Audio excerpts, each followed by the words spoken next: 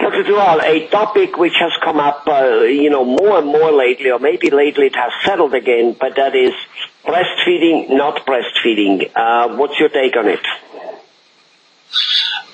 Breastfeeding is still the ultimate feeding choice for the newborn, but formula makers are making it increasingly hard for us to ignore the value of formula, because they study breast milk, human breast milk, time and again to find trace elements and nutrients in the breast milk, and then they copy it. And the formulas today are vastly, dramatically different than formulas we had out there 10 years ago. So the nutritional value, the value that it has for the developmental progress of the child, brain development, brain growth, everything is vastly different than for what we had 10 years ago. So with that, formula is becoming more and more acceptable choice for those parents who don't want or can't fit the breastfeeding into their lifestyle or schedule. Okay. So with that, I would not say formula-fed infants are any shape or form inferior to breastfed babies. Okay. One has to be very.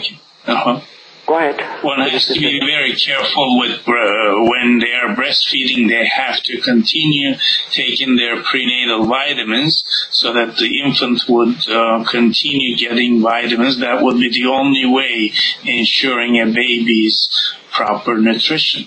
If a mother is not taking their prenatal vitamins, then the infant ends up being undernutrition.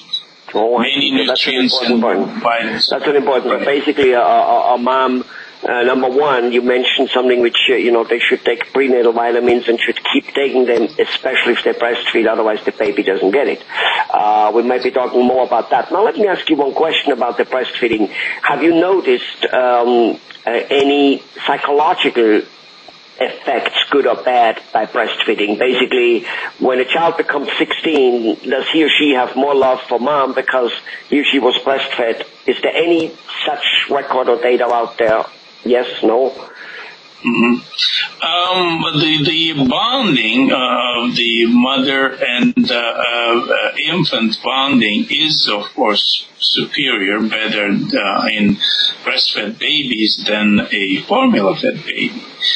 But as I said, the lifestyle and then the schedule of a mother would prohibit them from breastfeeding.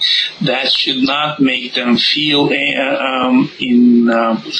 as bad parents or mother. That would be still the love is not just one form or shape. Breastfeeding is maybe total breastfeeding time in a day would add up to maybe a couple of hours. There is 22 more hours of the day that they can spend quality time with their infant, and then that would enhance those ties, bonding between the parents and then the child, baby, and that would make up for that difference. But that doesn't mean I'm not saying that they should not breastfeed. If for some reason they cannot, they should not feel bad about it. They should do other things that would stimulate their infants.